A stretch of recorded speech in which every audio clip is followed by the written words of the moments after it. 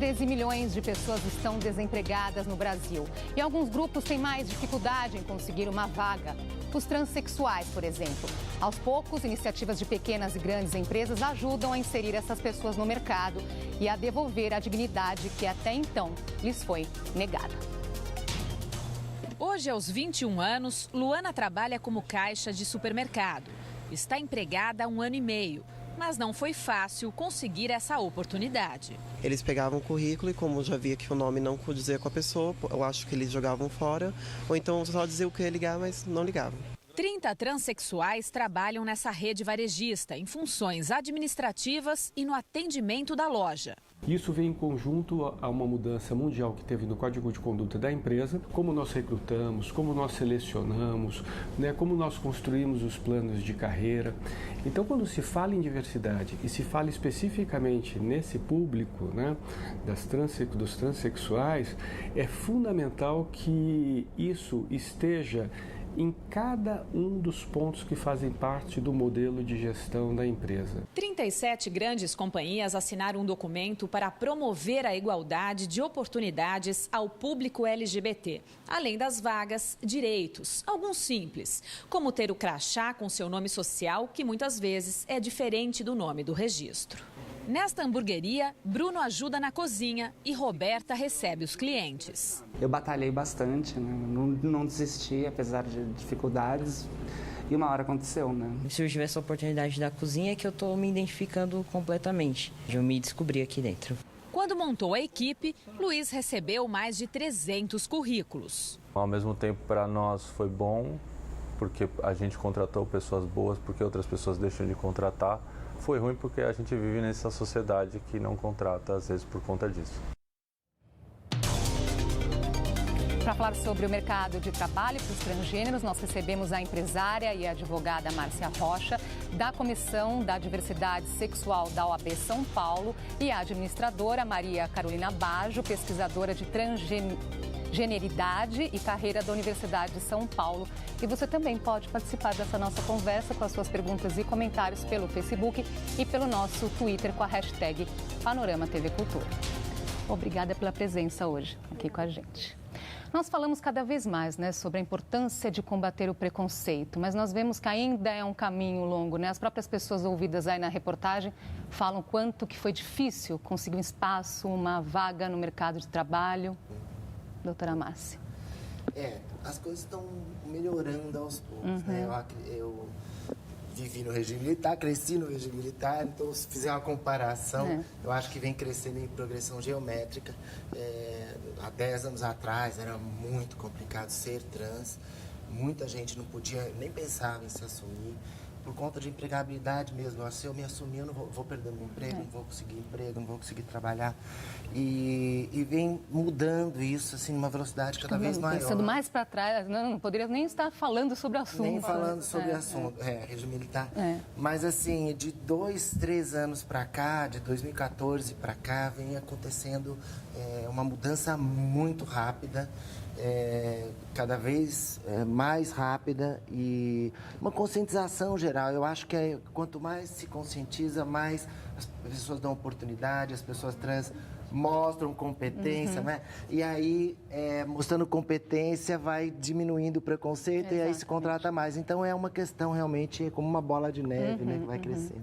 E foi justamente esse assunto da inserção dos transgêneros no mercado de trabalho foi o tema do seu trabalho de conclusão de curso, Maria Carolina, na FEA, Exatamente, foi exatamente isso. Eu queria que você contasse pra gente o que mais te chamou a atenção durante esse seu trabalho, esse seu processo de pesquisa. Eu trabalhei diretamente entrevistando pessoas transgêneras que trabalham em empresas, Então, as experiências, são extremamente ricas. Achei muito interessante exatamente o que a gente estava falando da questão do preconceito, como foi mudando, As empresas têm, sim, maneiras diferentes de lidar, Então, você encontra empresas para as quais o fato da pessoa ser transgênero é um absoluto impedimento à permanência da pessoa lá. Então, a pessoa é demitida, ela não consegue entrar, ela passa por discriminação explícita muitas vezes. Para outras empresas, é uma coisa como você pode ficar desde que você continue usando o seu nome antigo e você continue usando o banheiro que você usava. Ou seja, não é uma aceitação, é uma assimilação, Mas tem empresas que sim né? No caso das pessoas que eu entrevistei, as empresas em que elas e eles trabalhavam eram empresas que aceitavam, né? Buscaram se informar um pouco a respeito. Muitas vezes as pessoas falavam, eu fui a primeira pessoa trans a entrar nessa empresa em que eu trabalho. A maior parte das pessoas aqui nunca tinha encontrado uma pessoa trans. Então, eu comecei a contar um pouco sobre mim, né? E a empresa começou a aprender um pouco.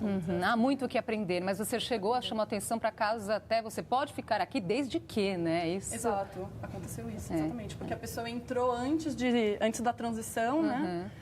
E depois começou, meio nas palavras da própria pessoa, né? Ela começou a assumir a identidade masculina lá dentro e a empresa falou, olha, você pode ficar aqui, mas você vai continuar usando o banheiro feminino e a gente vai continuar te chamando. A gente pensa, o que a empresa quer, afinal, não é, doutora Márcia? Porque se uma pessoa está lá, trabalhou há tantos anos, não é por nada, significa que ela é talentosa, ela é competente para isso, a empresa gosta dela. Aí depois, se ela resolve, então, né, assumir a sua identidade para passar a se comportar como aquilo que ela é, não é verdade? Aí a empresa trata de forma diferente. Tem um caso até interessante, eu não vou falar, mas uma empresa grande, uma multinacional, tinha uma pessoa que trabalhava num cargo alto, de engenheiro, inclusive, e era um engenheiro, né? E eu conhecia essa pessoa já, e ela falava para mim que ela todos os dias tinha que pôr uma roupa de homem para ir trabalhar, dentro do carro, aí punha roupa de mulher para voltar para casa, né? Todos os dias. Aí um dia não aguentou mais, chegou pro chefe e falou, olha, eu vou pedir a conta. Não, mas a gente não pode ficar sem você. Né? Mas eu não aguento mais, contou a história e ele falou, não, a partir de amanhã você é fulana e você vai vir assim, e a empresa, e ela continuou na empresa, cargo de engenheiro, um cargo alto.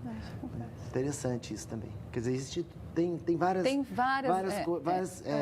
diferentes, né? Várias situações diferentes, depende muito da empresa, depende muito da pessoa, da postura da pessoa também, né? Então, eu acho que existe o Fórum de Empresas, né, que é um fórum de empresas multinacionais comprometidas com a diversidade e que criaram um fórum LGBT, né, e que essas questões todas são muito discutidas. A questão T, eu participo bastante, e elas têm contratado muito mesmo, assim, tem cada vez mais, e às vezes em cargos técnicos, cargos que exigem realmente uma tecnicidade muito grande. Que eu queria chegar nessa questão dos cargos mesmo, né, que muitas vezes a gente ouve, mas falta qualificação. Eu imagino aqui que também isso seja um ciclo, não, Maria Carolina? Muitas vezes, por conta desse preconceito, a pessoa não acaba tendo até um abandono escolar, não consegue ter essa qualificação educacional, então, aí vai chegar no mercado de trabalho, claro que vai ter dificuldade. Como é que você percebeu, assim, a resposta das pessoas nesse sentido? Você encontra vários casos, né? Você encontra casos em que a pessoa ela é altamente qualificada e ela, a partir do momento que ela se assume, ela é desligada e não consegue mais se recolocar com N qualificações. E você também tem o caso de pessoas com menos qualificação que também não conseguem, né? O que apareceu muito para mim, e até no discurso a gente vê, né, é que depende muito, fica muito nessa dependência, depende da empresa, depende da pessoa, depende, não tem nenhuma proteção, vamos dizer assim, não tem nenhuma garantia, né? Vai depender muito de toda a circunstância. Olha, as pessoas já estão aqui participando. O Alexandre Galvão, ele fala, acredito que independente da sexualidade da pessoa, se deve tentar, sim, conseguir emprego à altura da competência da pessoa. Acho que ele quer dizer que a competência deve vir à frente, né? Doutora Márcia, eu gostaria, assim, que você contasse, trouxesse um pouquinho da sua experiência pessoal, né? Porque você foi a primeira advogada trans a ter o nome... social reconhecido pela OAB. E a primeira a fazer uma sustentação oral no tribunal usando o nome social, que foi reconhecido pelo Tribunal de Justiça do Estado de São Paulo e no acórdão saiu só o nome social. Fiquei muito contente. Então, na verdade... Como que foi esse caminho para chegar até aqui? Eu estudei nas melhores escolas, eu sou uma pessoa de classe média alta, eu... nasci no Jardim Europa, eu estudei nas melhores escolas, eu falo 3 línguas, estudei na PUC, eu morei fora, eu tive todas as oportunidades, né, que geralmente que eu poderia ter por não me assumir. Né? Se eu tivesse me assumido, aos 14 anos eu tomei hormônios, meu pai descobriu, me levou no médico e eles me convenceram a ficar no armário. Meu pai falava, meu pai nunca disse não seja, ele disse não conte, não vamos contar para ninguém vai saber. Né? Então eu fui levando a vida dupla e por conta de levar essa vida dupla eu consegui toda a qualificação, trabalhei numa grande imobiliária, trabalhei em empresas grandes, montei minha primeira empresa, montei outra, hoje tenho 4 empresas, sou advogada, morei fora, né, tenho um assento no World Association for Sexual Health. Se aos 14 anos eu tivesse dito, não, mas é isso que eu quero, ou se meu pai tivesse me colocado na rua, como a grande maioria faz, né? Eu não seria nada. Né? Agora, acho incrível, assim, nas redes sociais aqui é um assunto que, pelo visto, desperta polêmica também. Eu vou trazer algumas opiniões aqui. O Valdevino, ele está achando que é uma notícia que não é relevante. Ele diz que é preciso procurar notícias mais relevantes. E logo depois o Evandro Salviati, ele coloca, a pessoa, né, acha que o tema é irrelevante e não favorece a abertura para o mercado de trabalho, mas para os transgêneros, e depois reclama de rua cheia de travestis se prostituindo, que nós sabemos, Maria Carolina, que acaba sendo uma opção, né? Não diria nem opção, é a falta de opção, exatamente. Né? Exatamente. Eu acho que, assim, é um pouco um exercício primeiro um exercício de empatia, né? De ver a situação dessas pessoas, né? Que são sistematicamente marginalizadas, excluídas do sistema de maneira extremamente violenta, como a própria Márcia colocou, né? Por expulsões de casa, né? Morar na rua, a prostituição muitas vezes acaba sendo o único caminho, né? A única opção. Então, eu acho que é um pouco isso, né, Márcia? A sociedade, as famílias, como eu falei, né? Às vezes com 13, 14 anos, a família mesmo expulsa. A pessoa não tem estudo, a pessoa não tem condições de trabalhar, a pessoa não tem... O Estado não pode acolher porque é menor de idade, nenhuma ONG pode acolher porque é menor de idade. E a pessoa vai para a prostituição por falta de opção mesmo. E aí a gente escuta esse tipo de coisa, de comentários, quer dizer, a rua cheia de travesti, fomos nós que atiramos essas pessoas ali, né? E aí nós ficamos olhando para elas e criticando, quer dizer, a sociedade tem uma obrigação, o Estado principalmente, de acolher a população toda e não um grupo, uma elite privilegiada como a minha, onde eu nasci, né, deveria acolher a todos. Que é uma exceção à regra nesse sentido, né? Tem exceção. outras pessoas como eu, né? Não sou a única, existe muita gente no armário que eu conheço, inclusive me procura e fala, olha, eu também queria me assumir, mas eu não posso. Ainda tem muita gente no armário, como eu fiquei. Então tem até juiz de direito, né? Tem promotor público que procura e fala, olha, eu também sou, mas não conta pra ninguém. Então, assim, tem diretor de multinacional, tem muita gente. E aí eu acho que a questão estrutural. A gente precisa mudar uma estrutura da sociedade, dar conhecimento, informação de que uma pessoa trans não é obrigatoriamente aquela pessoa que está na rua. A pessoa trans é algo que nasce com a gente, que cresce com a gente, de identidade. Ser trans é algo identitário, é algo que você não escolhe, você não opta, vou ser, a partir de amanhã vou ser trans. Não, você pode optar em assumir ou não, mas ser, eu sou desde pequenininha, entende? Então...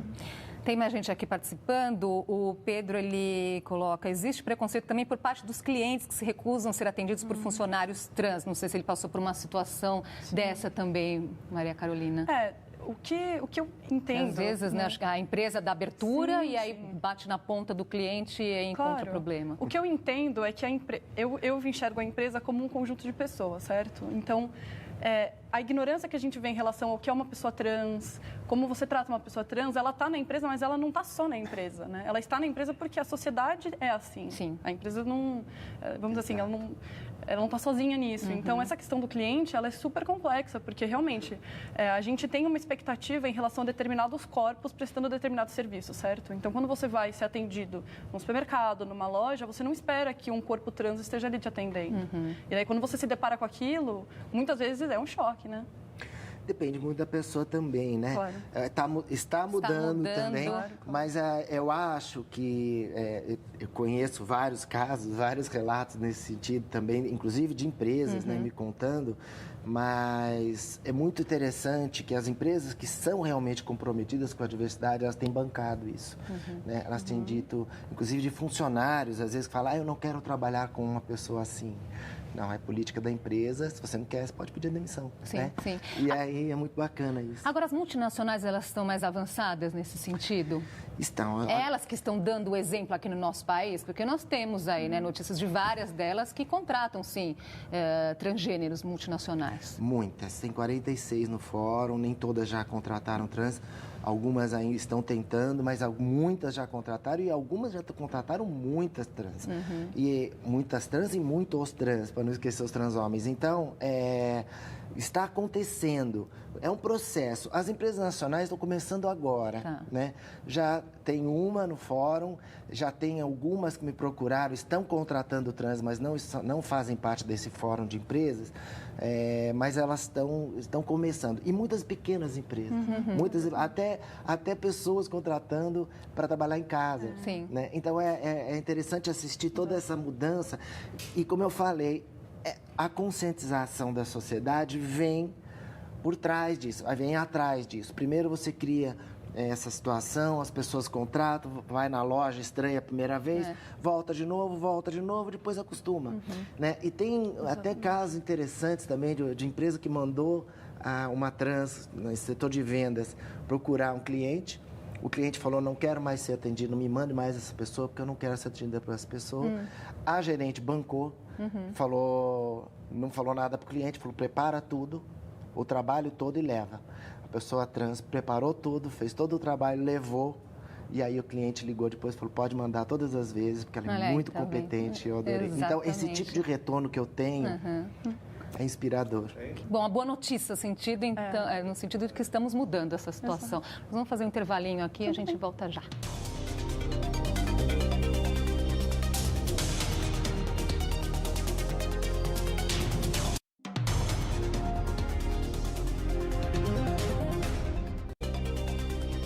Já estamos de volta com o Panorama e hoje falamos sobre o mercado de trabalho para os transgêneros. Com a gente, a empresária e advogada Márcia Rocha, da Comissão da Diversidade Sexual da OAB São Paulo, e a administradora Maria Carolina Baggio. Continue aqui participando da nossa conversa pelas redes sociais, Facebook e também Twitter. Agora eu estava pensando assim, né, as empresas que ainda não fazem esse trabalho de inclusão social, é preciso levar esse assunto para dentro das empresas, falar sobre essa questão da identidade de gênero, de que forma tratar do assunto? Com certeza. Eu entendo, pela minha pesquisa e também um pouco a minha visão, que todo preconceito se dá pela ignorância. As pessoas não entendem bem o que é uma pessoa trans, sabe? Elas não entendem bem como é essa vivência e acaba virando um tabu, porque ninguém fala sobre isso. Então, eu acho que programas de educação corporativa, por exemplo, são extremamente importantes para levar o assunto de maneira sincera, sabe? Tirar as dúvidas, as pessoas entenderem o que é, para quebrar os medos. Né? Porque senão ficam muitos medos e o preconceito e a discriminação eles vêm justamente daí. Justamente para falar a falta de informação que levou ao preconceito, vamos aproveitar para falar o que é, então? O que é um transgênero? Uma pessoa trans é uma pessoa que nasce com um sexo biológico e se identifica, né, com o gênero, que é o conjunto de valores e atribuídos ao sexo oposto. E aí ela se identifica com o gênero oposto, correspondente ao sexo biológico oposto, né? Em cada cultura é diferente, né? Isso também varia muito de cultura para cultura. Por isso que se diz que não é o sexo biológico que determina o gênero, né? É a cultura que determina quais são as regras que uma mulher e um homem têm que ter naquela cultura. E a pessoa se identifica justamente com o gênero oposto. O porquê que isso acontece ainda não se tem nenhuma comprovação científica. Existem muitas teorias, sempre existiram pessoas trans na história da humanidade, desde o Egito Antigo. E é uma coisa que é algo que a gente não escolhe, a gente é. E aí você tem a opção de contar ou não, né? Você pode ficar escondido muito, dependendo da opressão que a sociedade exerce, a pessoa não tem possibilidade de se assumir. Então, existem países que dizem, aqui não tem trans, não tem porque se assumir morre, né? Então, mas existem trans em todas as culturas, em todos os povos, né?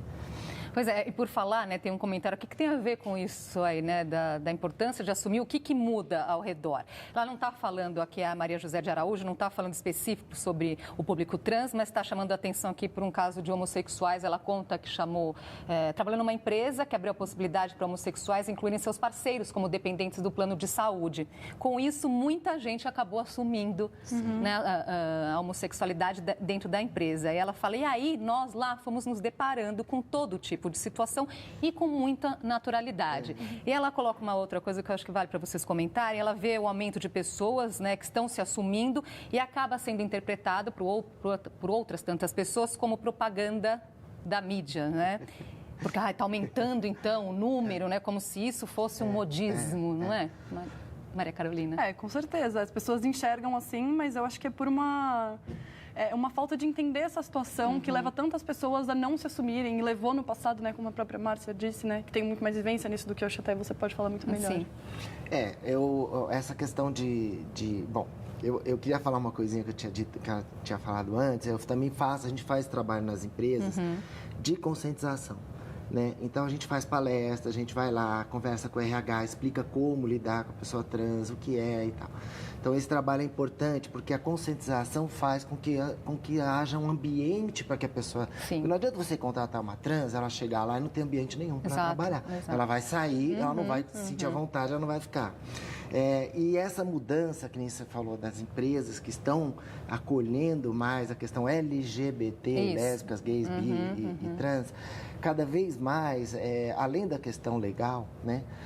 A sociedade como um todo, conforme vai compreendendo, vão surgindo leis que protegem pessoas trans, como tem em São Paulo, Lei 10.948 de 2001.